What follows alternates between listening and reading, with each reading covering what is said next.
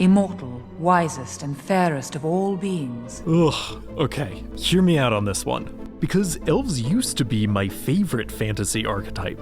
They're the best at everything. Fighting, wielding magic, making jewelry, doing sick Tony Hawk Pro Skater tricks on orcs. They're perfect. So why is there a growing online, I almost want to call it a backlash towards these fictional entities? And why do I kind of get it? Like any fantastical creature, elves are mirrors to the cultures that produce them, but they in particular reflect across fault lines of insecurity, highlighting the flaws of anything less than perfect. Strange as it may sound, elves are uniquely applicable to the obsessions of our modern era, magnifying our unspoken anxieties, entangling with shifting notions of power and privilege, and on top of all that, they seem so smug about it. Also, I'm on Nebula now. I've got a bonus video you can check out with more info at the end of this one. Okay, on with the show. First, let's back up a bit, because what kind of elves are we even talking about? I think when most people hear elf, two broad categories come to mind. Classic elves who will, fix your shoes or sell you cereal, and modern elves who are sparkly sticks in the mud that seem constantly on the edge of calling the nearest human round ears or something. So what happened here? Why are some elves plucky little goofballs and some like the mean girls of fantasy? Is it all Tolkien's fault? It's actually not. We'll get to it. Before we can dive into folklore, we need to understand the ways in which fantasy elves reflect a larger storytelling trend of the gifted versus the ordinary, or as artist James P. Sandoval expertly put it, the specials versus the dumb poo people. You've seen this divide before in fiction, even if you haven't heard these exact terms. Specials are typically beautiful characters who possess spectacular innate abilities, and the dumb poo people are, well, everyone stuck in the background. This dichotomy is essential to understanding why elves have started to annoy people. However, it did not start with elves. A mystically gifted chosen one elevated from the common folk is a concept as old as storytelling itself, likely originating from how many ancient legends are intended to prop up the divine claims of human rulers. So great if you're in the aristocratic chosen clique, not so great if you're everyone else.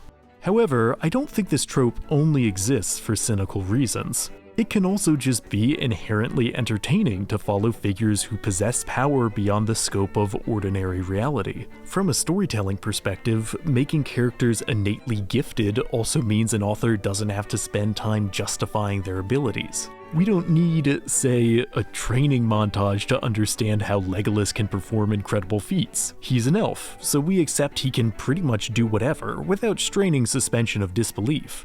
Although it's getting a little strained. It's getting a little strained here, buddy. What are we doing? Okay, stuff like this aside, having figures with special abilities in a story is not so much inherently bad, it all comes down to intent and implementation.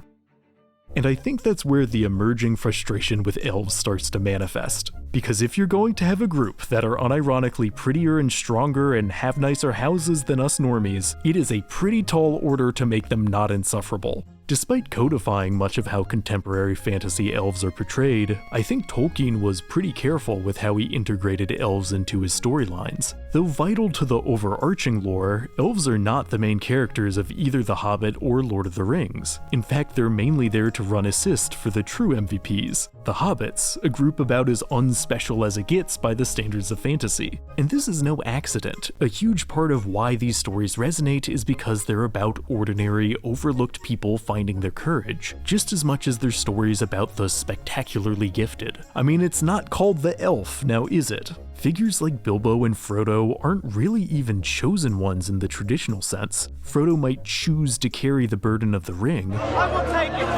because the more standard fantasy protagonist types can't sort out their egos, but he isn't chosen in the elevating way of a king pulling a sword from a stone. Frodo never becomes a king or a great warrior, and yet the narrative highlights that he and his fellow hobbits are no less worthy for it. But I think many fantasy works inspired by Tolkien have neglected to include ordinary Hobbit-esque narrative counterweights, and though focusing on extra special elf characters can work if executed properly, it's tricky because elves tend to be, not super accepting of the ordinaries, a trait that can be increasingly infuriating the more time is spent with them. Middle-earth elves are often dismissive towards mortals too, but usually in the context of some larger arc where they eventually reassess their perspective. Elven prejudice in fantasy seems to exist on a sliding scale, where on the one side you've got Legolas, who's on a journey of improvement, shall we say, and on the other side you've got like the Thalmor from Skyrim, a group so prejudiced against anything non-high elf you'd need a spreadsheet to understand the ways they hate everyone. This is not to say writing elves as intolerant is always a misstep. In the Thalmor's case and various others, elven biases are woven into the story to be examined and critiqued. But I think some works just kind of toss elves as jerks in there because Tolkien did it, which has not helped the group's overall approval rating. So how did this whole elves are huge meanies trend get started? Well, it actually circles back to their folkloric origins.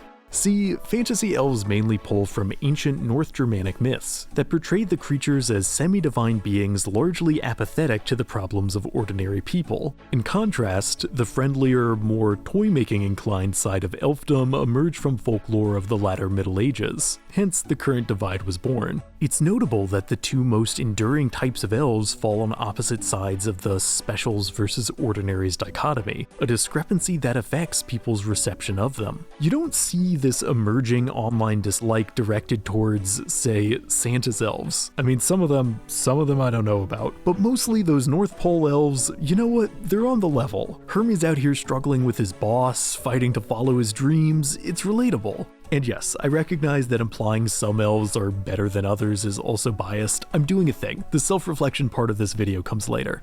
Toymaker elves are seldom the main point of contrast for fantasy elves, however. No, their true narrative opposites have long been the Dwarves. Elves versus Dwarves lines up even more closely with the specials versus ordinaries divide. Their general vibe so opposed that it's no wonder it's boiled over into people picking sides online. Some have taken it to a weird place because the internet. But in theory, it's a classic rivalry, one that resembles many great enemy duos in fiction. Even like vampires versus werewolves falls somewhere on the whole fancy pants versus rabble-rousers scale. The most influential conflict between an elf and a dwarf is probably Legolas versus Gimli. And I have to confess, despite the title of this video, when I was younger I definitely thought Legolas was cooler. Effortless skill just seemed more appealing to me than constant struggle. But now I see the light, because Gimli is out here running across the country wearing armor that doesn't fit, battling through a world that's quite literally not built for him. Would you like me to find you a box? And yet he's still keeping up with someone to which everything comes easy. This is what a true hero looks like. And then they become friends or whatever, and it's pretty beautiful. What about side by side with a friend? I've got something in my eye. Alright, fine. I'll reflect a little on how hating elves probably isn't the answer. I'll do it for you, Gimli. So, an idea we've been circling for a while here is that elves, with their fancy clothes and fancy houses and fancy bread, kind of resemble fantasy one-percenters. Some of this is a carryover from the historical connection between specials and the aristocracy, but more fundamentally, if you're going to have a world of magical haves looking down on the have-nots, the comparison is going to be made. And there are certainly elves that fit this framing, often quite intentionally. But is this association fair to fantasy elves as a whole? I mean, the hater in me wants to say yes, but it's a bit more complicated than that. In another remnant from folklore, modern fantasy elves are often connected to nature and the wilderness, existing on the boundaries of civilization just as frequently as they're ruling over it. As creator Pointy Hat eloquently put it when discussing D&D, elves are kind of hippies and kind of Marie Antoinette. The truth is, elves in fiction don't just fit into two categories. Have you seen a chart of elf variants in Middle-earth? There's a lot going on.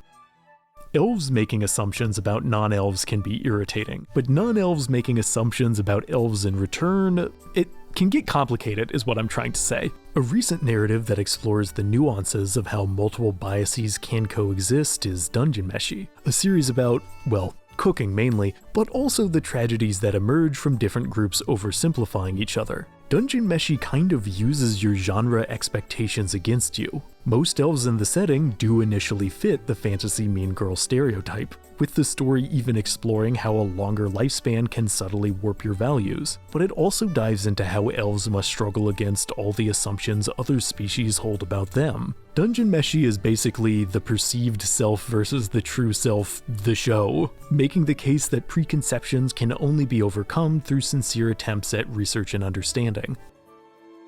So in the interest of understanding elves, I'm now going to attempt something extremely hazardous, which is do a close textual analysis of the Silmarillion. A broad collection of Tolkien's mythos, the compendium is a little complicated, but it also offers meaningful insight into why elves in The Lord of the Rings behave the way they do. Over the course of the Silmarillion, elves make countless tragic decisions, which reframes their wisdom in the Third Age as less something innate and more something learned over endless lifetimes of mistakes, which makes them more sympathetic, but also makes them seem like huge hypocrites. Like the kinslaying, you guys want to talk about that?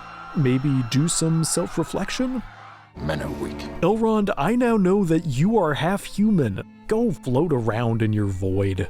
At the risk of falling back into criticism, I think reading the Silmarillion can help you understand elves, but not necessarily endear you to them. Like in the Hobbit novel, King Thranduil and his Mirkwood elves are basically just obstacles, in much the same way the trolls or the spiders are. But as it turns out, part of Thranduil's animosity towards the dwarves has to do with this ancient history, where ages ago some dwarves kind of killed an elven high king over a necklace, which, don't do that. That was not so courteous. But even still, Thranduil basically imprisons the dwarves for the crimes of their ancestors, and for being lost in an enchanted forest. And dwarves don't know the history of how one elf died 1,000 years ago. I mean, Gimli does because he's a professional hater. You know what this dwarf says to that? Ish kakui.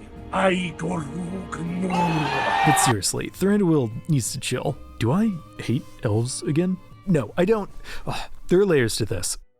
Because stepping back a bit, beyond in-universe context, there's also storytelling context to consider. Elrond being a grump about humans, which is more an invention of the films, might make him hypocritical, but it also makes his later reversal all the more resonant. Even the Mirkwood elves' jerkiness serve as an important plot device for the pacing of the Hobbit book. And that's the thing, elves are literary devices, and their shortcomings are often in service of effective storytelling, a nuance that I think is sometimes lost in online discussions. Though often pigeonholed, elves don't have to serve the same narrative role in every story. The elves of Dragon Age and The Witcher, for example, tend to be part of a social outgroup, with their plots mainly focused on their struggles to hold on to their cultural identities while living in the shadow of larger human empires. Many elves in these stories maintain their archetypal pridefulness, but such traits have a different narrative weight due to their shifted circumstances. I think the fantasy elf archetype is most distinctive and perhaps sympathetic when placed into a context that challenges their expected role. And maybe that's why some of my favorite portrayals of the elven archetype come not from fantasy, but science fiction. Because yes, there are elves in space. The Vulcans of Star Trek are not exactly space elves, but they're not space elves, And it's not just the pointy ears. They've got the fancy robes, they live much longer than humans, a lot of them very much look down on anything that isn't a Vulcan. They're definitely seen as elven, purer-than-thou people by other species. Spock even uses this to his advantage. Is it a myth that Vulcans are incapable of lying? It is no myth. He's literally lying in this scene. Spock is proof that transplanting the elf archetype to sci-fi is a great idea, because despite his logic, he's also hilariously petty. You lied. Oh, I implied.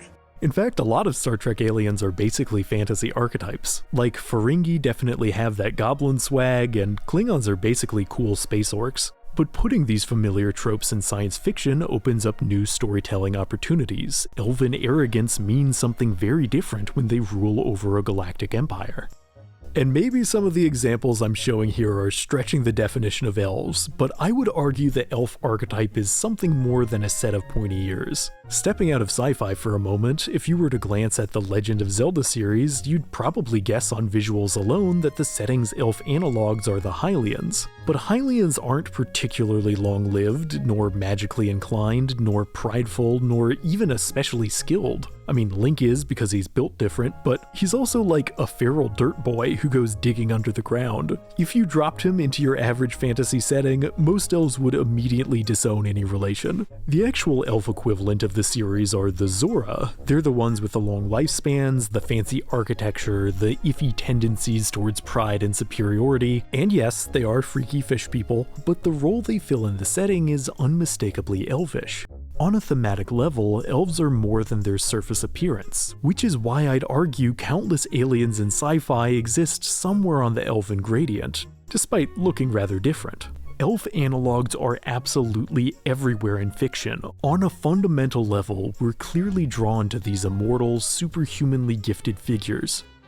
So if elves are so popular across media that they're invading other genres, how can we reconcile that with this emerging backlash? Well, I ultimately think that elves, as these glittery, unattainable beings, occupy a space in our unconscious not entirely dissimilar to the way we think about celebrities. Because we kinda hate celebrities, you know? Hate their overly perfect personas and their overly perfect lifestyles. But if you look at the size of the entertainment industry, it's obvious a lot of people seek them out nonetheless. And I think elves have this similar double-edged appeal. Like, you know that if they had phones, they'd be posting about how #blessed they are, and you'd read that and feel this wave of jealousy in between seeing Hobbit posts about their prize-winning pumpkins and dwarven guides to types of metamorphic rock. In the same manner as celebrities, elves, and really most specials in fiction, possess qualities most people want for themselves. Power and influence, perfect hair, really fancy bread like I mentioned before.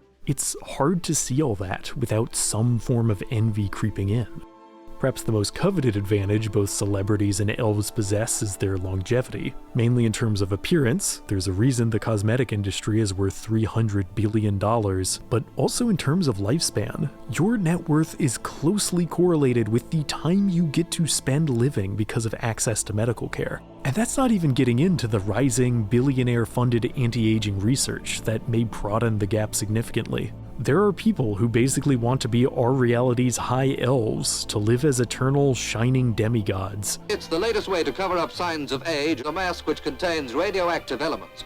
Never mind the fact that living forever is often shown to be a source of tragedy for elves in fiction, as everyone they've known and loved slips away. The Lord of the Rings films touch on this with Arwen, and the fact that any relationship she has with the human Eragon will end in tragedy, as her dad so helpfully points out. Eragon will die. You're making your daughter cry, man, chill out. But hey, I'm sorry I've been so rude to Elrond. I think I'm in a bad mood because I watched Elf Bowling the movie while researching for this video. Did I enjoy that?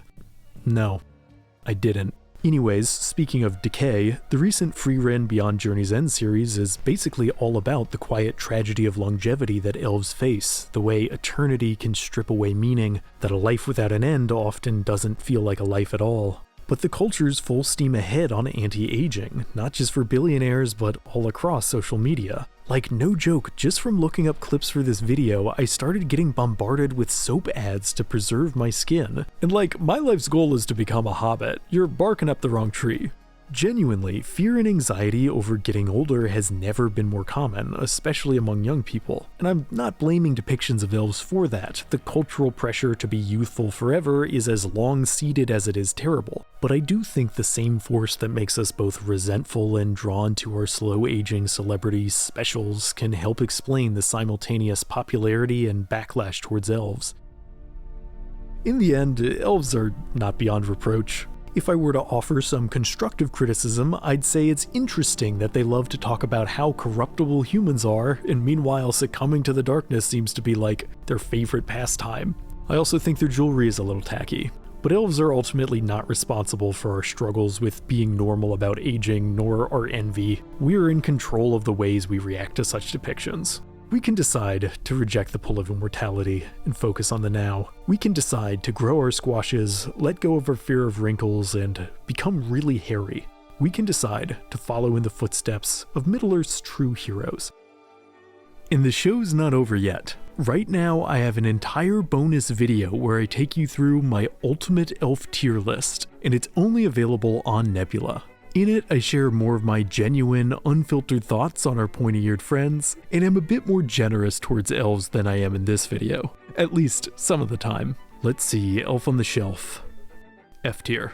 Right now, using my link in the description, you can get Nebula at 40% off, just $3 a month, or $36 for a year. But Nebula is not only the single best way you can support Curious Archive, and a place where you can watch my videos ad-free, it also happens to be a top-tier streaming service, home to a treasury of thoughtful videos from hundreds of other creators, like Jacob Geller, Hello Future Me, Tale Foundry, Tirzu, and many, many others, as well as exclusive series, movies, classes, and more. Nebula is also a quickly growing film studio with exclusive prestige originals. I really liked Lindsay Ellis's new breakdown of the absolute mess that is the X-Men cinematic timeline. It is a true madcap deep dive in the best possible way. Additionally, signing up for Nebula will help me both have the resources to keep making regular uploads and create additional, more creatively risky videos, like the bonus one where I rant about elves for a long while. All that and much more when you join Nebula. Sign up now for a full 40% off an annual subscription by following the link nebula.tv/curiousarchive. And as always, thanks for watching. If you enjoyed this entry, consider liking, subscribing, and hitting the notification icon to stay up to date on all things curious. See you in the next video.